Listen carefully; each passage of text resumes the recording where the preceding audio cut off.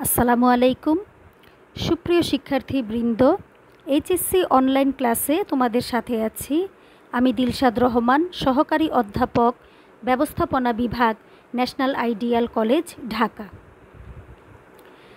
আমরা ব্যবসায় সংগঠন ও ব্যবস্থাপনা প্রথম পত্রের 10ম অধ্যায় ব্যবসায় উদ্যোগ নিয়ে আলোচনা করছি। আমরা এই অধ্যায়ের আলোচনার একেবারেই শেষ পর্যায়ে চলে এসেছি। আজ আমরা যে বিষয়গুলো নিয়ে আলোচনা করব তা হলো জাতীয় পর্যায়ের সফল উদ্যোক্তা, নারী উদ্যোক্তার ধারণা এবং নারী উদ্যোক্তাদের সরকার প্রদত্ত সুযোগ সুবিধা। প্রথমেই আমরা আলোচনা করব জাতীয় পর্যায়ের একজন সফল উদ্যোক্তা ডক্টর হুসনে আরা বেগম সম্পর্কে। বর্ণালী প্রতিভা ও গুণের অধিকারী, সফল সমাজ উন্নয়ন কর্মী, দক্ষ সংগঠক ও সফল উদ্যোক্তা ডক্টর হুসনে আরা বেগম দেশের সবচেয়ে বড় বেসরকারি মহিলা উন্নয়ন সংগঠন TMSS বা ঠ্যাঙামারা মহিলা সবুজ সংঘ এর নির্বাহী পরিচালক। 1953 সালের 1 ডিসেম্বর তিনি বগুড়া জেলার সদর উপজেলার ঠ্যাঙামারা গ্রামে জন্মগ্রহণ করেন। 1975 সালে রাজশাহী বিশ্ববিদ্যালয় থেকে MSc পাশ করার পর ওয়াশিংটন ইন্টারন্যাশনাল বিশ্ববিদ্যালয় থেকে ব্যবসায় প্রশাসন বিষয়ে PhD ডিগ্রি লাভ করেন। তার কোর্স বিষয়ের নাম ছিল বাংলাদেশের গ্রামীণ কাঠামোতে লিঙ্গ সাম্য ও সমতা উন্নয়নে TMSS এর ভূমিকা।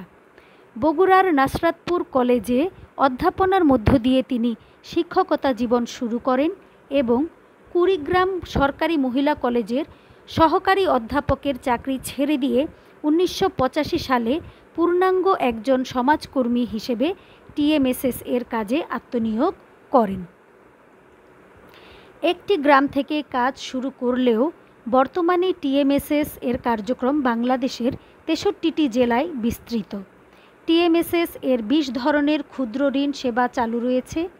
বৈশ্বিক ও দেশীয় বিভিন্ন সমস্যাকে সামনে রেখে TMSS এখন বিভিন্ন কর্মসূচি যেমন দারিদ্র্য দূরীকরণ, নারীর ক্ষমতায়ন, লিঙ্গ সমতা, মানব সম্পদ উন্নয়ন, প্রযুক্তি হস্তান্তর, প্রাকৃতিক দুর্যোগ কমানো, স্বাস্থ্যসেবার উন্নয়ন ইত্যাদি ক্ষেত্রে বিশেষ ভূমিকা রেখে চলেছে। ডক্টর হুসনে আরা বেগম একজন দক্ষ সামাজিক সংগঠক হিসেবে TMSS এর সাথেই শুধু যুক্ত থাকেননি, তিনি বগুড়ার আঞ্চলিক ও জাতীয় পর্যায়ের বিভিন্ন প্রতিষ্ঠানের সাথে শুরু থেকেই কাজ করে এসেছেন। শিক্ষা জীবনেই তিনি আল আমিন সমিতি নামে একটা প্রতিষ্ঠানের চেয়ারপারসন হিসেবে 1966 থেকে 1972 সাল পর্যন্ত দায়িত্ব পালন করেন। এরপর জীবনের বিভিন্ন পর্যায়ে 30টির অধিক প্রতিষ্ঠানের সাথে জড়িত থেকে তার বহুমুখী প্রতিভার স্বাক্ষর রাখতে সমর্থ হয়েছেন। তিনি বর্তমানে TMSS এর নির্বাহী পরিচালক ছাড়াও নারী উদ্যোক্তা ফাউন্ডেশনের ভাইস প্রেসিডেন্ট হিসেবে দায়িত্ব পালন করছেন। প্রচণ্ড আত্মপ্রয়াসী ও কর্মনিষ্ঠ ডক্টর হুসনে আরা বেগম প্রায় 20টি দেশের বিভিন্ন আন্তর্জাতিক সভা সেমিনারে অংশগ্রহণ করেছেন। বিভিন্ন রাষ্ট্রীয় ও আন্তর্জাতিক পুরস্কারে ভূষিত হয়েছেন, যার মধ্যে 1986 ও 1988 সালে গ্রামীণ মহিলা সংগঠন ও নেতৃত্ব পুরস্কার, 1993 ও 1997 সালে প্রধানমন্ত্রীর জাতীয় জনসংখ্যা পুরস্কার, 2005 সালে মৎস্য ও পশু সম্পদ মন্ত্রণালয় প্রদত্ত জাতীয় মৎস্যপক্ষ স্বর্ণপদক পুরস্কার, জাতিসংঘের বিশেষ সংস্থা UNCDF কর্তৃক বৈশ্বিক ক্ষুদ্র নারী উদ্যোক্তা পুরস্কার বাংলাদেশ 2005 এর সম্মান অর্জন, 2009 সালে কেয়ারটেকার সরকার প্রধান থেকে বেগম রোকেয়া পুরস্কার 2007 লাভ করেন। এছাড়াও তিনি জীবনের বিভিন্ন পর্যায়ে আরও বিভিন্ন ধরনের পুরস্কার অর্জন করেছেন। নারীর ক্ষমতায়নে তার দৃঢ় মনোবল তাকে একজন সফল উদ্যোক্তার আসনে অধিষ্ঠিত করেছে। এখন আমরা আলোচনা করব বাংলাদেশের ব্যবসায়ে নারী উদ্যোক্তার ধারণা। নারী উদ্যোক্তা কাকে বলে? নারী উদ্যোক্তা বলতে এমন কোনো নারীকে বোঝায় যিনি তার গণ্ডি থেকে বেরিয়ে কোনো ব্যবসায়কে সংগঠিত ও পরিচালনা করেন। অনেক সময়ই নারীরা পুরুষের সহযোগী হিসেবে ব্যবসায় কাজে সহযোগিতা করে থাকেন, সেক্ষেত্রে তাদেরকে নারী উদ্যোক্তা হিসেবে দেখা হয় না। কিন্তু যিনি নিজের মালিকানায়, নিজের উদ্যোগে, নিজস্ব ব্যবস্থাপনায় ব্যবসায়কে সংগঠিত করে পরিচালনা করেন, তাকে বাস্তবিক অর্থে নারী উদ্যোক্তা বলে। শিল্পনীতি 2010-এ প্রবর্তিত সংজ্ঞায় বলা হয়েছে, এমন কোনো মহিলাকে নারী উদ্যোক্তা হিসেবে গণ্য করা হবে যিনি কোনো ব্যক্তিগত ব্যবসায় প্রতিষ্ঠানের মালিক অথবা যৌথ উদ্যোক্তা অর্থাৎ অংশীদার বা কোম্পানির ক্ষেত্রে এর 51% শেয়ার মূলধনের মালিক।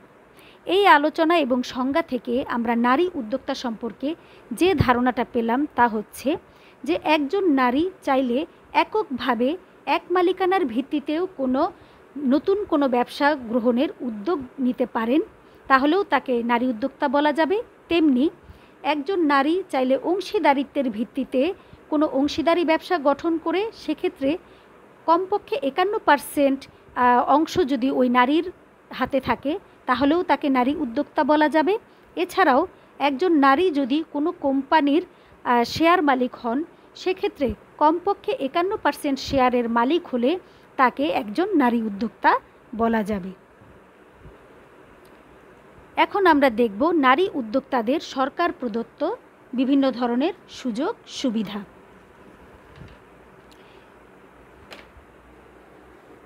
একটি দেশে সাধারণত নারী এবং পুরুষ সমান সংখ্যক হয়ে থাকে, তাই দেশের 50% জনসংখ্যাকে দেশের উন্নয়নের ধারায় সম্পৃক্ত করা ছাড়া কোনো দেশের পক্ষেই অগ্রগতি লাভ করা সম্ভব নয়। আর এই বিষয়টি মাথায় রেখেই বাংলাদেশের সরকার বেশ আগে থেকেই নারীদের উদ্যোক্তা হিসেবে এগিয়ে নিতে বিভিন্ন কর্মসূচি গ্রহণ ও বাস্তবায়ন করে চলেছে। সরকার প্রদত্ত নারীদেরকে যে সকল সুযোগ সুবিধাগুলো সাধারণত প্রদান করা হয়ে থাকে তার মধ্যে প্রথমেই আমরা দেখতে পাচ্ছি প্রশিক্ষণ সুবিধা। নারী সমাজকে প্রশিক্ষণের মাধ্যমে স্বাবলম্বী ও উদ্যোক্তা হিসেবে গড়ে তুলতে সহযোগিতা করার জন্য মহিলা ও শিশু বিষয়ক মন্ত্রণালয় এবং যুব উন্নয়ন অধিদপ্তর বিভিন্ন প্রশিক্ষণ কর্মসূচি বাস্তবায়ন করছে। জুলাই 2010 থেকে জুন 2013 মেয়াদে বাস্তবায়নাধীন জেলা পর্যায়ের মহিলা প্রশিক্ষণ কেন্দ্রসমূহের প্রশিক্ষণ কার্যক্রম উন্নয়ন প্রকল্পের মাধ্যমে মহিলা বিষয়ক অধিদপ্তর 64টি জেলায় বিদ্যমান মহিলা প্রশিক্ষণ কেন্দ্রের প্রশিক্ষণ কার্যক্রম উন্নয়ন ও বৃত্তিমূলক আধুনিক প্রশিক্ষণের ব্যবস্থা করেছে।